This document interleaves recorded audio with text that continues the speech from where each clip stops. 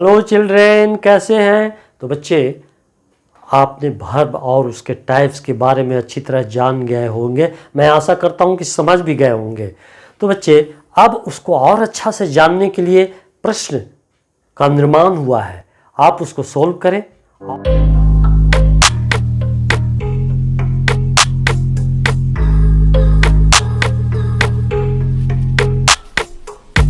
तो बच्चे, वर्ब से रिलेटेड कुछ क्वेश्चन का क्रिएशन किया गया है।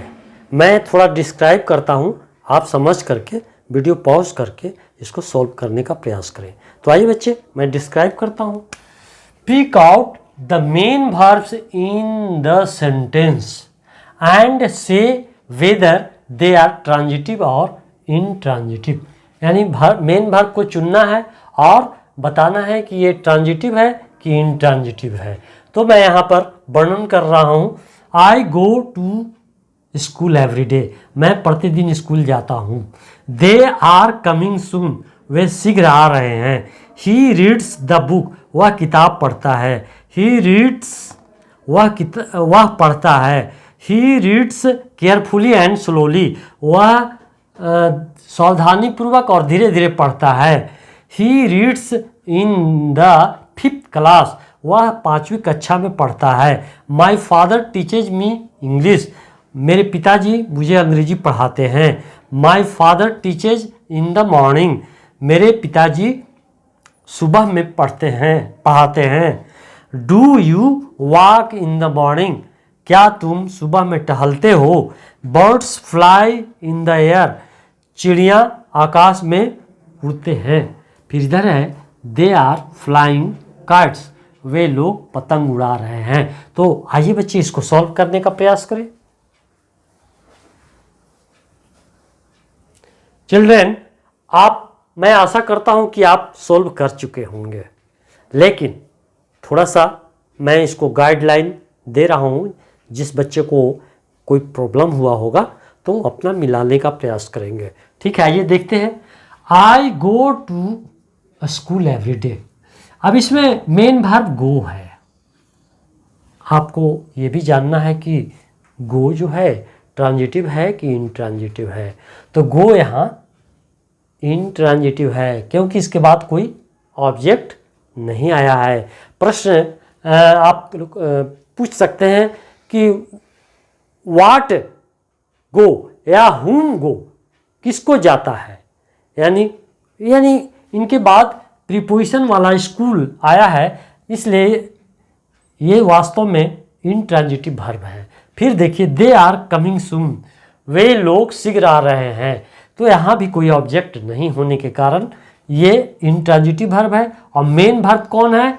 कमिंग, यानी इनट्रांजिटिव वर्ब है। ही रीड्स द बुक, यहाँ मेन वर्ब कौन है? रीड्स है।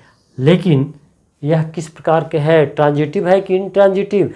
ट्रांजिटिव है क्योंकि इसके बाद ऑब्जेक्ट आया है।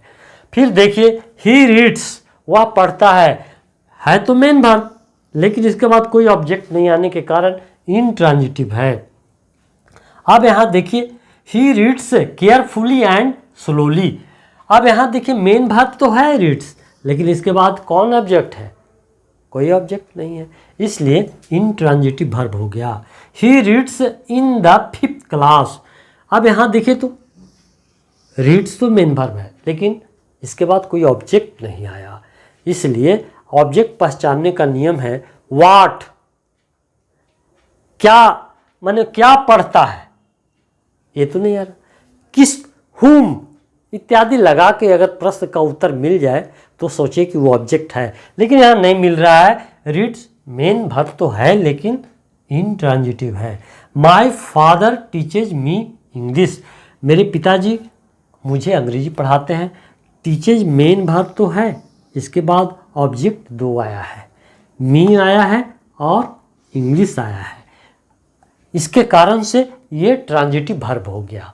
My father teaches in the morning, मेरे पिताजी सुबह में पढ़ाते हैं। तो यहाँ पर कोई ऑब्जेक्ट नहीं आया, मेन वर्ब टीचेज होते हुए भी कोई ऑब्जेक्ट नहीं आया, इसलिए इनट्रांजिटिव वर्ब है। Do you walk in the morning, क्या सुबह में आप टहलते हैं? यहाँ तो मेन वर्ब वॉक है, इंट्रोगेटिव सेंटेंस है, लेकिन इसके बाद कोई ऑब्जेक्ट नहीं आया, इसलिए वॉक यहाँ क्या है, इंट्रांजिटिव है। Birds fly in the air. अब यहाँ देखिए, यहाँ वर्ब मेन फ्लाई है, लेकिन इसके बाद कोई ऑब्जेक्ट नहीं आया, तो इसलिए ये इंट्रांजिटिव है। यहाँ देखिए, दे आर फ्लाइंग काइट्स। यहाँ मेन वर्ब कौन है, फ्लाइंग, और इसके बाद ऑब्जेक्ट क्या आया, काइट्स, इसलिए फ्लाइंग यहाँ क्या हुआ, ट्रांजिटिव वर्ब।